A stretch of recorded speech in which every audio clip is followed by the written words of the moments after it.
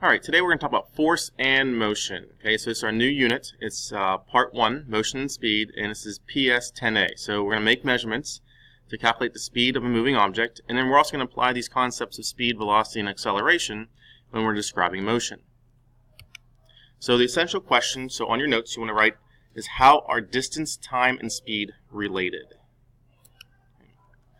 Alright, first section, how can we describe the location of an object? Well, location of an object is depending on its position and the location of an object in reference to what we call a reference point, so location in which you compare other locations. So if we take a look here, there's a little picture here, and we have this gentleman here standing next to the sink, and I can tell he moved because the sink hasn't moved, nor did the bathtub, but he did. Now he's in the center between the sink and the bathtub. So he moved because he moved from the reference point, which was the sink and the bathtub. So comparing or using known objects and locations often are used to describe position. Okay, so what is motion? So describe the position of different parts of the school. So we're all the way down here in A12. Okay, so you can see us down here in A12. Okay, and if I wanted to move to C4, okay, it's all about the position. So this is my reference point, A12 and C4. Okay, so as I move down, I'm moving away from A12 and moving towards C4. Okay, so there's all kinds of different reference points when you guys are moving throughout the halls. If you're going to the cafeteria, that's your reference point. Okay, and as you're moving, you might move through the halls and you're going to my class. Okay, so this is a nice little map of the school, and it shows you the different reference points and how we can describe motion when we are moving. Okay, motion is change over time, and that's what you want to have. That gets into speed here, and even when motion is not observed directly, starting points and end points can indicate that motion has occurred. So think about when you start a race. Okay?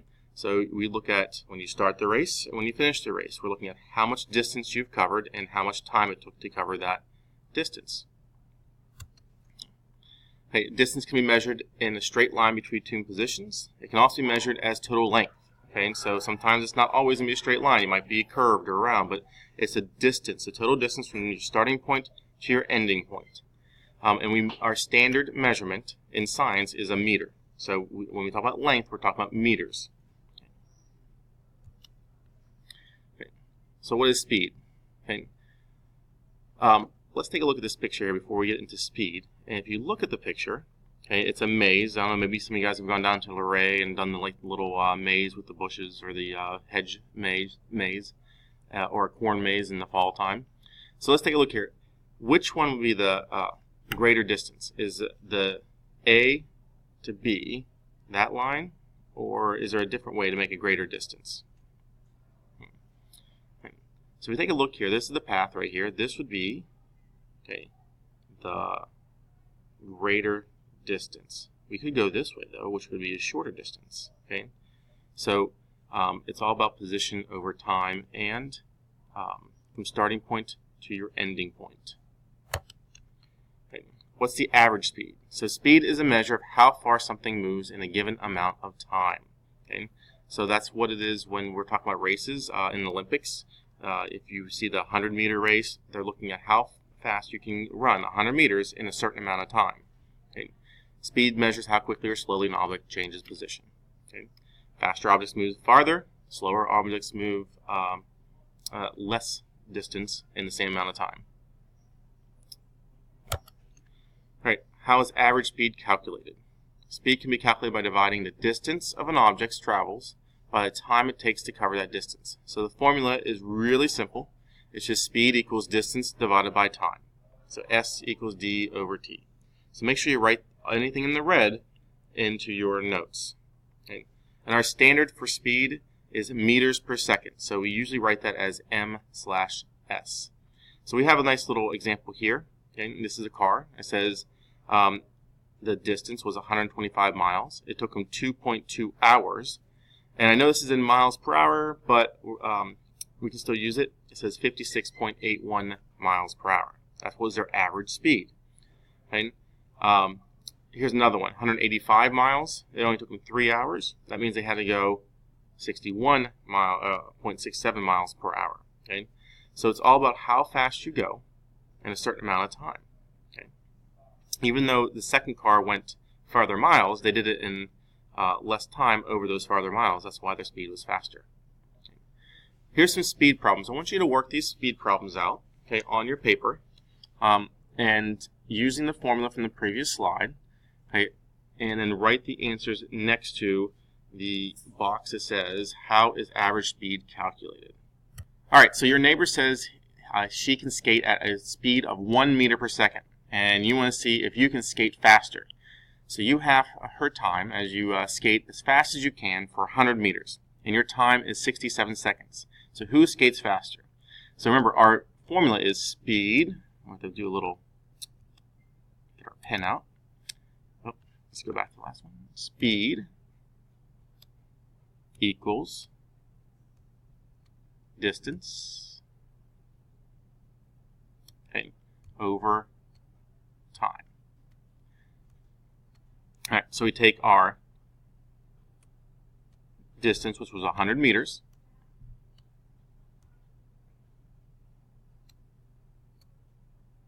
and make sure when you guys do these, you put the meter sign on there. Okay. Divided by 67 seconds. Okay, so let's do 67 because we're talking about seconds. So 67 s. Okay. And you can use a calculator for this. You just take 100 meters divided by 67, and it should be 1.49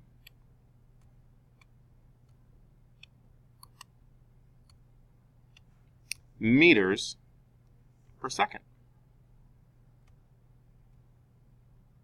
Okay.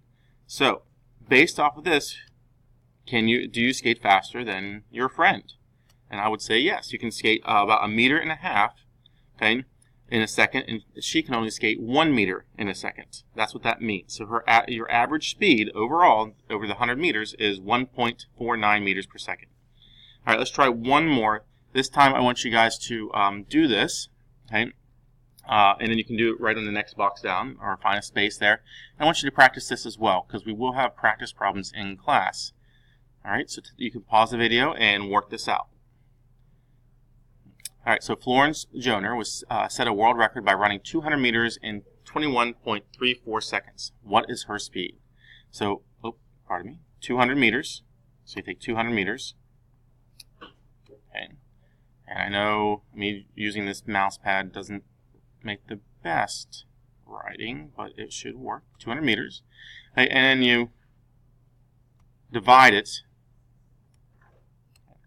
by 21.34 seconds. Okay. So 200 divided by 21.34 seconds, and her speed,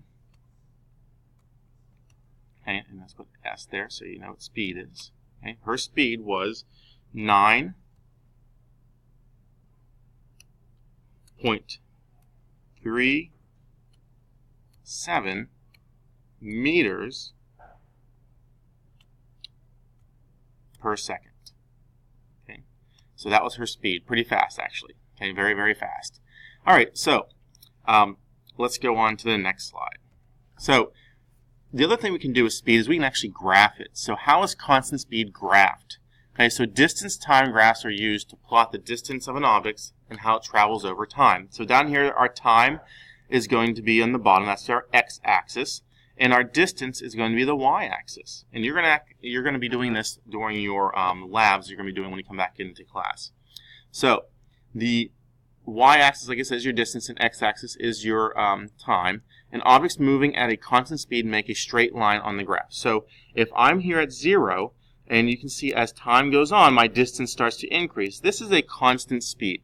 My speed is not changing. Okay, so maybe I'm only going 1 meter per second, or actually it looks like here I'm going about every 20 seconds. I'm going about 0.5 meter, maybe a little bit more, maybe 1.2 meters per second. That's what the speed is. Okay, and when I get here, this little flat line, what do you think's going on here?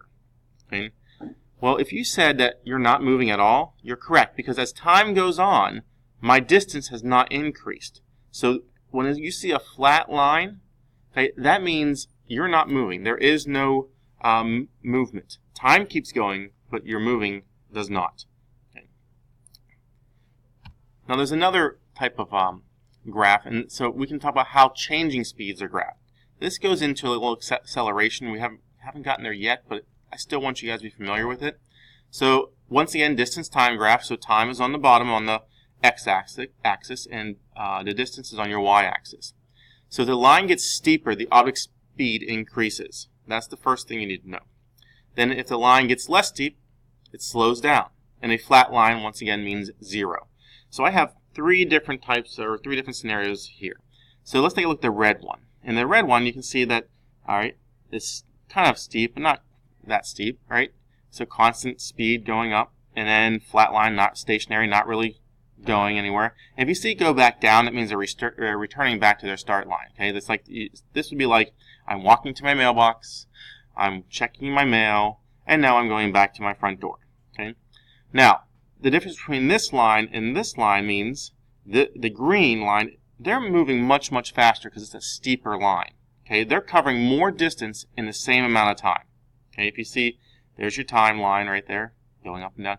And this person in the green covered a lot more distance, but did it in the same amount of time. So it's fast, steady speed. If you see a curved line, that means they're actually getting faster. So they're accelerating. They're actually getting faster. As time goes on, they speed up. They're getting faster and faster and faster and faster and faster, increasing their distance as time goes on. Okay. All right. Another good time graph we can take a look at here. Starting point, once again, hey, you move to your mailbox or wherever you're going, you're not moving, and now you're going back. Okay. And now if I went up, I'd keep on moving farther away from my starting point. Okay. So the last thing I want to talk about today is velocity. And velocity is very similar to time. The only difference is velocity is, velocity is very similar to speed. The only difference is its speed in a specific direction. Okay? So a vector is a quantity that can be both size and direction. That means a vector is basically which direction am I going? Which way am I going? Am I going up, down? Am I going north, south? Am I going to the left, to the right? Okay? That is what a vector is. And velocity is a speed in a specific directions. So an object can have the same speed but different velocities. I like to use Route 7 or on the road. Okay, so you can go 55 miles per hour is the speed limit on Route 7. I can go east towards Washington at 55 miles per hour. Okay, same speed, right? Or I can go west towards Winchester at 55 miles per hour. It's the same speed, but their velocities are different. Because velocity is speed in a specific direction. So if I go west, that's a different velocity than if I'm going east. Okay, I could be the same speed, but different velocities. There's going to be a YouTube link here. Do you see this right here? It's going to be on the Google Classroom page. I want you guys to watch that video and be ready to discuss this in class. When you come back, we're going to be doing a couple activities. We'll do a little reference point activity. We're going to draw a large map and decide where your reference points are in the school. We might do wind-up toys. I might switch it up with dominoes. We'll see. Okay, you're definitely going to do the speeds challenge with your group, and you're going to be hopping, walking backwards, or speed walking. Okay, and using speed calculations. And finally, we'll do a little game in speed game in motion with 4 corners in the room.